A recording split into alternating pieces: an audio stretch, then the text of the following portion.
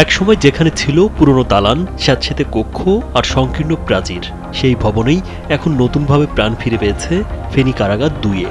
গেল শনিবার সকালে জেল সুপার দিদারুল আলমের উদ্বোধনের মধ্য দিয়ে আনুষ্ঠানিকভাবে যাত্রা শুরু হয় জেলার দ্বিতীয় এ কারাগারের কার্যক্রম। নতুন এই কারাগারটি মূলত পুরনো জেলা কারাগার ভবনকেই পুনর্গঠন ও সংস্কার করে চালু করা হয়েছে। উদ্বোধনের দিনই চট্টগ্রাম বিভাগের ৫টি জেলা কারাগার চট্টগ্রাম, কুমিল্লা, নোয়াখালী, লক্ষ্মীপুর, ব্রাহ্মণবাড়িয়া থেকে মোট ১৮০ জন সাজাপ্রাপ্ত বন্দীকে এখানে স্থানান্তর করা হয়। কারাগার সূত্রে জানা গেছে, স্থানান্তরিতদের মধ্যে ফেনী কারাগার থেকে বিচারাধীন ২১ জন, চট্টগ্রাম কেন্দ্রীয় কারাগার থেকে ২৬ জন, কুমিল্লা কেন্দ্রীয় কারাগার থেকে ৭৪ জন, নোয়াখালী থেকে ১৫ জন, লক্ষ্মীপুর থেকে ১১ জন এবং ব্রাহ্মণবাড়িয়া থেকে ৩৩ জন বন্দী রয়েছেন। বেশিরভাগই মাদক মামলায় সাজাপ্রাপ্ত।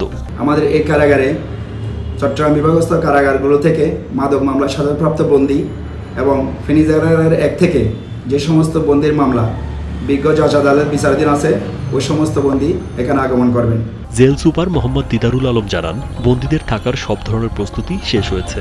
বর্তমানে ১৯ পদে মোট ৮৮ জন জনবল অনুমোদিত, এর মধ্যে ৭০ জন ইতোমধ্যে যোগদান করেছেন। বাকিরা প্রশিক্ষণ শেষে শীঘ্রই দায়িত্ব নেবেন।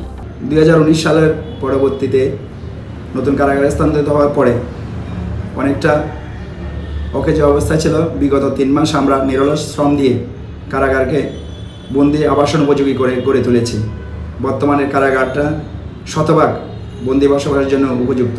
এই কারাগার পরিচালনা, এই কারাগার পুনরায় চালুকরণের বিষয়ে আমাদের মাননীয় কারা মহোদয় সর্বদা আমাদের নির্দেশনা দিয়েছেন এবং তার অক্লান্ত প্রচেষ্টার কারণে আমরা এই কারাগারকে আজকে চালুর জন্য পুরোপুরি শতভাগভাবে উপযোগী করে তুলতে পেরেছি।